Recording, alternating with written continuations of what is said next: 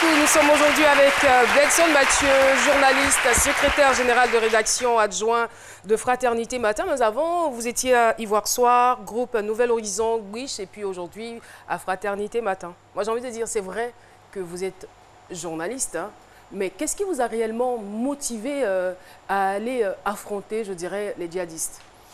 Bon, affronter ça, c'est sûr... Le mot est peut-être fort, mais c'est comme ça que moi je le perçois dans ma tête. C'est sûr que j'ai cherché à les éviter. J'ai tout fait pour dans leur zone, mais vraiment, je n'ai pas cherché à les affronter. On restera sur le thème infiltré alors.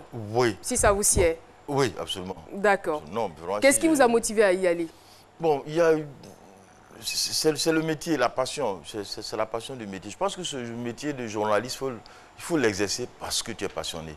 Et dès lors que tu es passionné, il y a la curiosité qui t'amène, qui fait que tu oublies le danger. Tu te dis, il y a une information, je vais la prendre. Et alors, tu uses de tous les moyens pour arriver pour la prendre. Voilà. Souvent, le problème qui se pose, et ça, je l'ai vécu dans ce reportage, tu as maintenant l'information, donc il n'y a plus d'excitation, il faut faire demi-tour. Mais ça aurait pu être quelqu'un d'autre, je veux dire, qui devait aller récupérer ces informations-là, mais pourquoi vous? Bon, tout à l'heure, vous avez dit, je suis secrétaire général adjoint de rédaction, je coordonne la rédaction et j'envoie souvent des journalistes en mission. Personnellement, je ne pourrais jamais envoyer un journaliste sous mes ordres dans cette mission. Donc, il y a des missions qu'on fait quand on la sent. Ce n'est pas un reportage banal. Tout à l'heure, il a parlé du conseil de Sombil. Oui, ça, quand on reçoit la demande, on affecte un journaliste là-dessus. Mais aller dans une telle zone, il faut y aller soi-même. Et pour ce genre de mission à risque, est-ce que c'était la première fois où vous en avez vraiment l'habitude? Bon, vraiment, c'est la première fois à ce niveau de risque. Jusque-là, ce que j'ai fait est gérable parce qu'on a toujours un contact qui vous permet, qui balaie le terrain, informe certaines personnes, dit on va recevoir un journaliste, c'est mon gars, ne vous en faites pas, il n'écrira pas ça, il n'écrira pas ceci. Donc il donne un certain nombre de garanties. C'est vraiment la première fois que je vais dans une zone où je connais personne, où personne ne me connaît. Voilà. Je veux surtout vous emmener sur le terrain des missions précédentes que vous avez exercées avant d'aller au Burkina Faso. Ça va être un peu bizarre de le dire, mais la mission la plus compliquée que j'ai faite, c'est sur Abidjan. D'accord. À l'époque, je travaillais encore sur les ordres de violence qu'on a. Il m'avait été demandé de jouer les fous à Abidjan. Ça, c'était, je crois... Jouer les fous? Oui. De toutes les missions que j'ai faites, c'est ça qui m'a semblé, jusqu'à aujourd'hui, que je ne peux pas répéter. Pourquoi? Voilà, c'est-à-dire sortir de ce soir, s'habiller comme un fou, aller fouiller les poubelles, aller rencontrer des copains. Je suis même venu à l'époque à la télé, j'avais beaucoup d'amis quand même, mais on ne m'a pas laissé entrer. Voilà, c'est un endroit où j'entrais régulièrement, et je reviens là, on me dit non, c'est pas possible, j'allais rendre visite à des amis. J'ai même dragué. Étant fou? Oui. C'était quoi l'objectif de cette mission finalement? Bon, cette mission, tu te dis, bon, écoute, c'est le Burkina, le nord du Mali, c'est pas très loin de la Côte d'Ivoire. Tu prends un avion, tu es à Ouaga, en 3 heures de temps, tu es dans cette zone. Il y a des populations qui y vivent, il y a des gens qui sont peut-être... qui passent leur quotidien. Essayons d'y aller. Donc, on n'a aucun plan. C'est-à-dire, je prends l'avion, j'arrive à Ouaga, je n'ai aucune idée. La seule chose, c'est que je suis motivé et je me dis, arrivé là-bas, je vais improviser. Non, non, en fait, moi, je ne comprends pas. C'est-à-dire, avant d'aller au Burkina, il n'y a pas une préparation préalable? Vous savez que vous devez infiltrer les djihadistes pour ce niveau de risque-là. Est-ce qu'il n'y a pas une préparation avant d'y aller? Lorsque tu dois infiltrer, par exemple, ça je l'ai déjà fait, le milieu des vendeurs de drogue, la préparation consiste à trouver un contact. C'est le plus important dans le métier. Il faut trouver un contact, c'est-à-dire quelqu'un qui maîtrise ce lieu et tu lui dis, écoute, moi je vais y aller, on n'a qu'à trouver une forme d'entente. Vous vendez par exemple de la drogue, je ne viendrai pas dire exactement où vous vendez vos drogues pour ne pas que les policiers vous tombent là-dessus. Mais par contre, je veux savoir comment vous procédez. Donc bien souvent, s'ils ont l'habitude de le vendre à l'est, ils vous reçoivent à l'ouest pour ne pas que vous arriviez à le localiser. Et même mieux, par précaution pour soi-même, parce que ça c'est vraiment une approche journalistique, tu sais que ta vie est en danger. Elle est en danger pendant que tu es là-bas, mais elle est surtout en danger pendant que tu reviennes. Évite d'avoir accès à des informations top secrets. Ça c'est la meilleure protection possible. Alors, le 30 janvier, vous prenez votre vol, vous arrivez donc au Burkina Faso. Le 31, vous êtes à Djibo et coup du sort, quelque chose se produit cette même nuit. Oui, Djibo, c'est la ville frontière avec la zone djihadiste. C'est la ville qui est sous contrôle force royaliste pour comparer à notre crise de 2002 pour ceux qui sont encore je ne suis pas trop jeune, ça fait 17 ans quand même, c'est Tiébissou. On avait une rébellion à Boaké et Tiébissou est la dernière ville. Donc, je me débrouille, j'arrive à Djibo. Ça, c'est pas très compliqué. Il fallait juste avoir des véhicules qui vous conduisent, des chauffeurs qui acceptent de conduire. Et puis, j'arrive dans cette ville, elle est parfaitement sécurisée, il n'y a aucun problème. J'ai dit, bon, je passe la nuit et puis demain matin, je verrai comment affronter la zone sous contrôle djihadiste. Bon, la même nuit, les djihadistes sont arrivés, ils m'ont trouvé là. Voilà. Donc, en fait, ils m'ont effrayé un peu plus, mais ils m'ont facilité la tâche. Quand vous dites qu'ils vous ont facilité la tâche, qu'est-ce qui s'est passé cette nuit-là? Bon, parce que cette nuit-là, j'ai pris une chambre d'hôtel la plus sécurisée possible, selon ceux qui étaient mes guides, selon aussi les forces de l'ordre qui étaient là-bas, parce que j'ai rencontré toutes les forces en position là-bas. Et ils m'ont dit, ce coin-là, il est beaucoup plus sécurisé, parce que d'abord, c'est un tout petit hôtel, Blanc ne vient pas là-bas, bon, allez-y, c'est bon. Et j'arrive là-bas, il y avait une école primaire derrière. En fait, l'hôtel n'a pas été attaqué, mais l'école primaire qui est juste derrière a été attaquée. Ils l'ont fait sauter le bâtiment. Ça fait donc trembler. Ce n'est pas un bâtiment très solide. Tout ce qui était dans l'hôtel est tombé par terre. Voilà.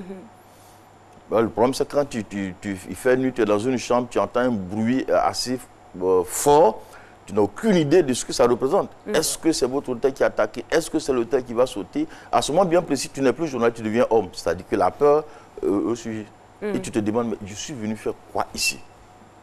Et vous allez passer combien de temps à Djibo? 10 jours? 10 jours, oui. En rentrant dans les petits villages dans lesquels vivent effectivement les djihadistes. Mais déjà à l'aéroport à Ouaga, il y avait quand même une scène qui m'a un peu, à la limite, effrayé. C'est-à-dire, à l'aéroport, on donne une fiche assez longue que je n'aime pas d'ailleurs dans les aéroports où il y en a.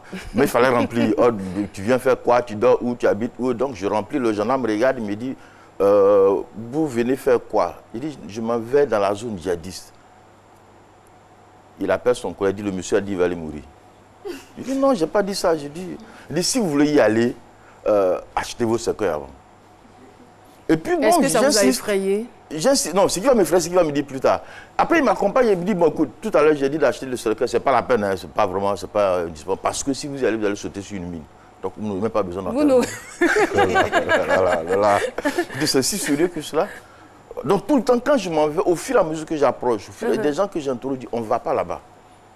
Où tu veux aller, on ne va pas là-bas. Pour l'instant, on n'a pas encore vu quelqu'un qui te ressemble, qui est allé, qui est revenu. Ces gens-là, ils sont comment? Ben, ce sont les bergers qui y vont. Okay. De toute façon, je vais entrer dans cette zone en me faisant passer pour un berger.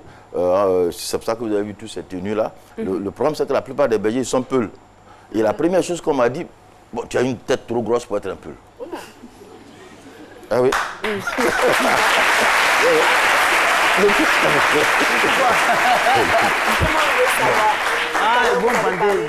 Depuis le départ, donc à l'aéroport, on essaie de vous effrayer, même de vous avertir et tout ça.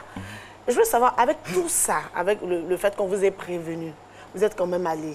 Qu'est-ce que vous recherchez exactement? Vous avez parlé tout à l'heure de quand vous entrez dans une zone où il y a la drogue, automatiquement vous allez pour savoir qui vont, comment ça se passe, ainsi de suite. Qu'est-ce que vous cherchez chez les djihadistes? Je voulais voir comment les peuples, parce que c'est des gens qui ont pris en otage un certain peuple. Je veux voir comment ceux-là vivent. Ce qui m'intéressait, ce n'est pas les djihadistes eux-mêmes, mais ceux qui sont pris en otage, comment ils vivent. Et puis ces djihadistes, lorsqu'ils ne sont pas en action, qui sont-ils? Comment se comportent-ils? C'est des hommes comme nous, c'est des hommes qui ont des relations normales. Est-ce que ces gens sont plaisants entre eux? Comment sont-ils en fait? Puisque jusque-là, de ma fonction de journaliste, quand on entend parler d'un djihadiste, en réalité, non, on le voit mort. Voilà. De tous les attentats qu'il y a eu dans le monde, bon, vraiment on le voit mort. Alors c'est une vieille photo du monsieur qui était dans le on dit, bon, voici un djihadiste, voici Ben Laden, mais tu ne l'as jamais vu en action. Qui sont-ils ces messieurs-là? Donc c'est ça les deux préoccupations. Maintenant, est-ce que j'avais peur? Mais plus on me dit c'est dangereux, mais plus vraiment j'avais envie d'y aller. Plus on dit c'est dangereux, mais plus j'avais envie d'y aller. J'ai pas envie de dire que vous avez un comportement suicidaire. Mais vraiment, je pense que c'est certainement pour l'amour du métier. Plus tard, on reviendra donc sur les résultats et ce que cela a pu apporter, on va dire, aux dirigeants africains. Mais je voudrais qu'on puisse revenir sur les moments de grande frayeur, mis à part le fait qu'on vous ait fait peur à l'aéroport, mais en pleine action, lorsque vous êtes sur le terrain, qu'est-ce qui vous fait regretter d'être sur ce site-là? Oui, j'ai eu deux moments de frayeur où vraiment, je parlais tout à l'heure de l'attentat qui a eu lieu derrière l'hôtel, mais en fait, c'est rien du tout. C'est rien du tout. La véritable peur que je vais avoir, c'est lorsque je suis avec les peuls et qu'ils me disent, bon écoute, c'est pas très compliqué pour marcher, il faut suivre un bœuf. Pourquoi? Parce que la zone est minée et le bœuf est plus lourd que l'être humain. Donc quand il met ses pattes là, ça veut dire que si lui n'a pas sauté, c'est qu'il n'y a pas de bombe. Donc je suis le bœuf. Le problème du bœuf, c'est que quand il voit une touffe d'herbe, il dévie, il fait des centaines de mètres. Et moi, à un moment donné, quand même, il fait chaud. Je ne sais pas quelqu'un qui habite chaud. Il fait chaud, j'ai soif. Et je dis, bon, écoute, je le laisse aller et puis je m'arrête. Quand il va reprendre la voie, je vais le suivre. Il reprend la voie et je veux aller. Le gars me dit, Yamine, donc tu es obligé de faire le même détour que lui. Tu vois. Et puis il me dit, bon, si tu ne fais pas ce qu'il dit, tu sais ce qui va t'arriver, tu vas sauter sur une mine. Les mines que nous on met ici, et là, à ce moment, il dit nous, donc je commence à comprendre qui il est. Ça ne va pas te tuer sur le champ, ça va couper tes pieds. Et puis ça coupe tes pieds. Nous, on va te laisser ici. Hein. Quand il le dit, je me dis, bon, souvent on dit des choses pour effrayer les gens. Puis après, je rends compte que ceux avec qui je suis n'ont pas de véhicule. Et ils ne sont pas des médecins, en tout cas, ils ne ressemblent pas du tout à des médecins, aucun médicament. Donc ça veut dire quoi? Si tu sautes sur une mine, tu vas agoniser jusqu'à la mort. À ce moment-là, vraiment, j'ai commencé à avoir peur. Là, sérieusement, j'ai commencé à avoir peur. Non pas de la mort, mais de l'étape à partir de laquelle tu te retrouveras en plein soleil avec 2 pieds en l'air, enfin 2 pieds qui n'existent plus. Voilà. Et puis, bon, voilà. Ça, j'ai eu peur. Alors, voilà. J'aimerais que vous puissiez éclairer notre lanterne sur djihadistes, parce que ce sont des thèmes qu'on entend, mais est-ce qu'on arrive vraiment à faire la différence? Quelle est la différence entre un djihadiste, une bande armée, un terroriste? Oui, quand j'étais dans la zone, j'avais demandé quand même à ceux avec qui j'étais, parce qu'en temps, je reviendrai là-dessus, j'ai dû me présenter à un groupe, sinon il n'y avait aucun problème. Tout le monde allait me suspecter, c'était plus dangereux pour moi. J'ai dû me présenter à un groupe, et à ceux-là, j'ai demandé, est-ce que je peux rencontrer un de vos chefs? Bon, ils ont tenté, et puis ils ont dit, bon, c'est pas la peine, c'est impossible. Donc, je reviens à Ouaga, et le monsieur me trouve à Ouaga dans l'hôtel dans lequel j'étais. Il me trouve là, il me dit, bon, écoute, je suis venu parce que tu as demandé à me rencontrer. J'ai dit, tu es qui? Il dit, chef djihadiste. Toi, chef djihadiste? Il dit, oui. Il dit, mais qu'est-ce que le pro dit? Écoute, chez nous, on ne se balade pas avec des nominations. Chez nous, on ne se balade pas avec des cartes de visite ou des cartes professionnelles. Bon, je suis venu parce que voilà où tu étais, voici déjà qui tu étais, voici ce que tu as fait. Et je suis venu te voir justement parce que vous, les journalistes, et nous, en fait, on est partenaires. Je voulais te demander, toi, ce que tu fais, et puis moi, ce qu'ils font, on est partenaires. Mais, bon, je me dis, tant qu'à faire, autant ne pas l'effrayer davantage parce que, bon, il ne sait même pas comment il est arrivé dans mon hôtel. Et il me dit, la seule chose que je suis venu te dire, c'est que vous confondez terroristes, djihadistes et puis bandes armées. Ok. Je dis, toi, tu es qui? Il dit, les bandes armées. Ton métier, c'est quoi? Il dit, eux, c'est des trafiquants. Ils vendent de la drogue, ils vendent de la contrebande. Beaucoup plus de produits de contrebande, notamment la cigarette. En tout cas, il m'a bien montré. Et que pour faire passer ces produits-là, certains pays, avec leur loi, disent que ce n'est pas de bons produits. Donc, eux, ils ont besoin de territoires où il n'y a aucun pays. C'est pour ça qu'ils attaquent les villages. C'est pour ça qu'ils ont pris le nord du Mali. C'est aussi pour ça qu'ils ont pris certains villages du Burkina. Que la différence entre eux et puis les terroristes, c'est qu'ils ne tuent pas l'homme. Quand ils attaquent, au moment de l'attaque, il n'y a pas de problème, c'est des combats. Mais après, ils laissent le village. Maintenant, il y a les djihadistes. Les djihadistes, ce sont des gens qui prêchent la charia, qui pensent que tout le monde doit être voilé, qui pensent que tout le monde doit faire ceci. Mais eux, ils aiment prêcher. Effectivement, dans certains villages burkinabés, quand ils arrivent, ils ramassent tout le monde, ils tuent le chef du village, ils tuent le président des jeunes, ils chassent l'imam et puis eux-mêmes deviennent imams et ils prêchent. Ceux-là ne savent pas comment on prend un village, mais ils ont beaucoup d'argent. Donc eux, ils leur prêtent leur service.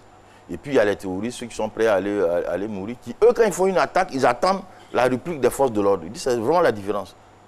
C'est-à-dire, lui, il vient, il tue une ou deux personnes, il dit, on ne tue pas beaucoup de personnes, on veut juste effrayer, et vous, les journalistes, vous nous aider, parce que justement, sans votre travail, quand on arrive, il va falloir tuer beaucoup de personnes avant qu'on sache le terroriste. Bon, voilà un peu comment...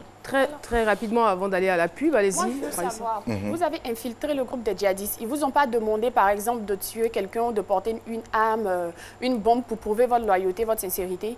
Non, je n'ai pas intégré le groupe. Non, je n'ai pas du tout intégré le groupe, parce que justement, quand tu intègres le groupe, ils te mettent au combat, hein.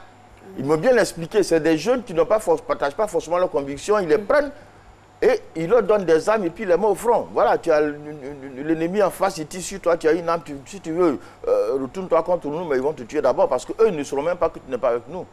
Non, je n'ai pas intégré réellement une bande armée, ça vraiment. Mais il fallait l'intégrer pour aller jusqu'au bout de vos recherches. On compte sur vous, Philo, pour le faire. Merci beaucoup. Merci beaucoup. Merci. Alors, nous allons marquer une pause. On part pour la pub. À tout de suite.